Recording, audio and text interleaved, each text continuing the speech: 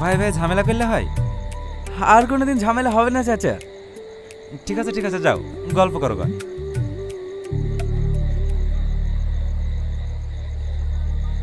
তুমি ফালতু বকাবকি করো, রাজার মন ভালো।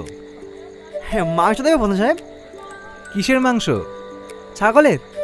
1 পিস দে। আরে দে দে, খেয়ে দেখো, খুব ভালো রান্না হয়েছে। ব্যাস ব্যাস, আর না না না, আর লাগবে না।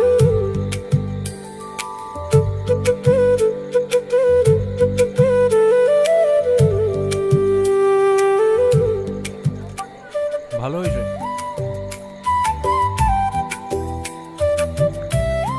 তো প্রমোটারির ব্যবসা এখন কেমন চলছে?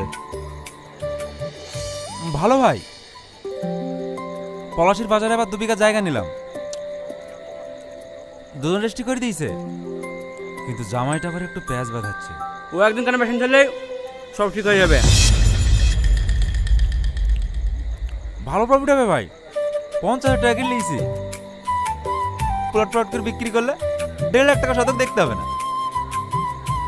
এই কদিন একটু সাবধানে থাকিস, নতুন ওসি এসে খুব রেট করছে। রেড করে কি করবে? শুধু মেশিনগুলো নিয়ে যাবে। আমাদেরকে ছাড়ানোর জন্য তুমি তো আছোই। সে তো ঠিক আছে, কিন্তু একটু সাবধানে থাকাই ভালো। মেশিন সব কোথায় আছে? বাড়িতে নাকি? না না, আমাদের সে আগের মাটির ঘরটা ছিল না, ওখানেই সব রেখে দিয়েছি। আমারও কিছু মাল আসছে, তুই একটু সামনে রাখিস নি। কোনো অসুবিধা হবে না। এসব কোথায় গেলি রে? ভাইকে মাংস দে। না না,